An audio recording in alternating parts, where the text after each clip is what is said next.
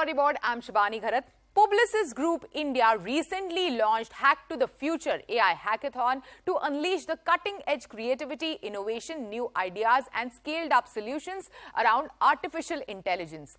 Different teams within Publicis Groupe worked and delivered 134 plus ideas on areas where AI could make significant impact and generate the most optimal results. With this, the group wanted to showcase how they are powering up the future of the agency through AI technology and innovation. To tell us more about this, their strategy around AI and futuristic tech, expectations around the festival season, and a lot of consolidation happening within the ad agencies, we are catching up with Anupriya Acharya, CEO Publicis Groupe South Asia, on all of this.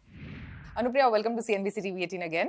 Thank you very much. My pleasure. So, Publicis Groupe has had AI Hackathon. Hack the Future of AI Hackathon. Can you tell us more about it and the kind of ideas that were generated out of this hackathon? This one particular initiative was more to ensure that we also disrupt ourselves proactively and transform ourselves as an organization. The whole idea was, while we are creating a lot of work for our clients on using generative AI, this one was more to see how we can reinvent ourselves. And again, in the true spirit of innovation, we believe that it is important to have any such initiative across the organization and not sitting in just one corner. And some heavy-duty prizes also given out worth lakhs of rupees. Nothing motivates people than money. So what we did in that is that we firstly we got all our people involved, that they come up with fabulous ideas and great ideas that work, unlock growth for us, make us more agile, make us give better solutions, and make us better as a business. And so they stood up to that challenge, and we got more than 134 ideas across the organization. An idea that stood, you remember. Of course, I'll come to that, because it wasn't easy to go through those 134 ideas. So we had a whole group leadership team as jury. So I think 15, 16 people of us. So one of the ideas, I think with that one, the gold was contract.ai. So essentially it uses generative AI to sort of map all the detailed data around all the hundreds of contracts that we have and helps us in better decision making. That was a fabulous idea, presented very well, and it can be really transformative. So we are developing that. Also, one of the things when it comes to AI, usage of AI and generative AI is that, whatever I'm hearing from experts within the industry is that it is also putting in a lot of pressure on the agencies to increase productivity, at the same time reduce costs.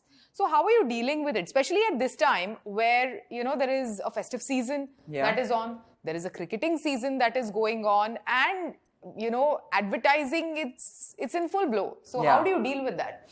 So that's a first for me, Shibani, frankly. I mean, I haven't come across any place where the client has come, okay, now, generative AI has come in place, so I'm going to But that's one of the advantages. I think it's a bit early for that. It's another thing that we ourselves want to disrupt ourselves and see what can happen. But I think it's still, we are far away from that still, and I'm pretty sure we'll innovate before that, right? But so I think the conversation in the market is less around, okay, fine, now what can you do for me and whatever. It's more a partnership in terms of experiment with it, like all technology. So it's a good idea to experiment with it, and you need brave clients for that who are willing to do that. So we do have such clients and such client partners. We're fortunate to have such clients. So there's a lot of interesting work which is happening in that area. So it's more around how we can tap to unleash newer solutions for possibly same old problems, and how can we engage with the consumer in novel ways that makes it exciting. And towards that, I don't know whether you aware it. So our recent work, there is a campaign called Say It Like Oreo. With Farhan Akhtar. Yes, with Farhan Akhtar. The whole idea over there is to ensure that each of the consumers who calls can, with a question, any question that they pose, Farhan should be able to answer in his own voice. And so that is a very good example of using generative AI. So we've used, I think, ChatGPT powered with, voice modulation, cloning of Farhan's voice through voice engines. And it's fabulous outcome. I think close to 1.5 million people have asked like all kinds of questions, and they got answers in Farhan Akhtar's inimitable voice. So that was that. And the more recent one, of course, is hashtag Puma Dive. I don't know whether you saw it's all over social media again. Yes. Yeah, Yes. so that's created by LB for Puma. And there is that famous, the iconic Puma dive, the cat diving. In the past, a lot of fans have thought of Virat Kohli's dive being pretty similar and drawn that comparison. So that was a campaign idea, really. And basically, the campaign which is running is to essentially encourage viewers to take pictures of players when they're diving within the match. And then submit it, and the generative AI then sort of maps it with the Puma dive and sees how close it is, and people get to win. So it's a fun campaign, and it's all over social media. It's like fun to see where it is reaching with people. Correct. Now, moving away from AI, let's speak about the festival. We are meeting in the thick of the festive season, Anupriya. Of course. And, let's also speak about business. So how has the business fared this year? And how has the festive season that marries the cricketing season been for Publicis Group?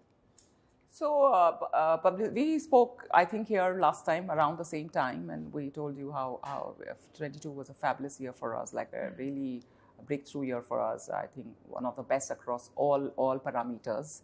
On the back of that, when we opened 23, there were some headwinds globally for sure. Yeah. And the growth was slow in the first half of the year. Yes. So globally, of course, there was a lot of caution. So we also were a bit cautious, even though we had a fabulous 2022. A lot of new business wins, which were holding us well in 2023. Now that we are in the last quarter of the year, I'm happy to report that it has been a great year for us. So our new business momentum has continued. We've got a lot of new business. More importantly, our current clients have shown a lot of growth.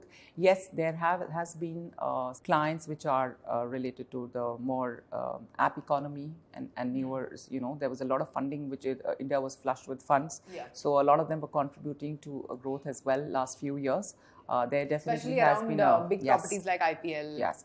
So there has been a bit slowdown on that, but the good news is that a lot of other categories like food and beverage, FMCGs autos have made up for that. So it's been a good year, and great metal wins across many award festivals. To your next question on how are we viewing the festive season, I can tell you, I'm pretty sure the consumer and the marketers are busy. We are very busy. We have no time to talk, even on the floors. Nobody has time to talk to each other. Sure. So the number of campaigns that are getting created are innumerable. Like never before have we created so many campaigns. Our production teams are busy. Our creative teams are busy. And I think this is also, in some manner, possibly a little resembles a bit 2020 and 2021, where we had IPL happening towards the end of the year, just before Diwali. I think it is replicating that a bit. So we have a late Diwali this year, and right before that, we have this huge mega property, the World Cup cricket. So I think everybody's rising to the occasion. We see spends being upped across all categories. So it's not only one or two categories. So we see FMCG, the usual, the food and beverage and all of that. But we also see the real estate, the retailers.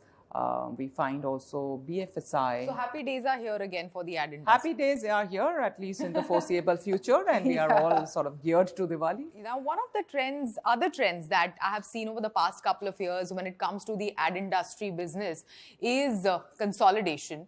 A lot of consolidation. Yes, I read a lot of news on that. Your take on consolidation and so much of consolidation happening within the advertising agency groups? I think there's a time and context to everything.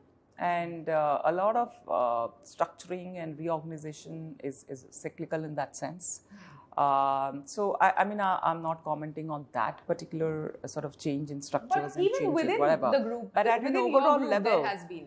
Integration at times makes sense, and at times maybe specialization or a different structure makes sense. A lot of it is a function of the context of the market, context of clients, and context of your own structure and people and how they are organized. And I think the key challenge in a world that is getting more agile, tougher, disrupted by technology, each and every CEO has to constantly sort of be very close to that reality. And so I think that most of this reorganization or restructuring which is happening in the market is a function of that. The key thing in this, I believe in this case, is how close you are to the context. and more importantly, how well you are able to execute this. So it's not only How about do your you get strategy. the agency leaders on board, for Yes, example? yes. Execution is the key to succeed in any such thing, and how well you are able to mobilize your people and take your people with you. Sure. Thank you so much. Thanks for joining us today. Thanks for you this very wonderful much. chat. Thank you. My pleasure as always. It is time for a short break. On the other side, we have all the excitement from Group M's Brew event.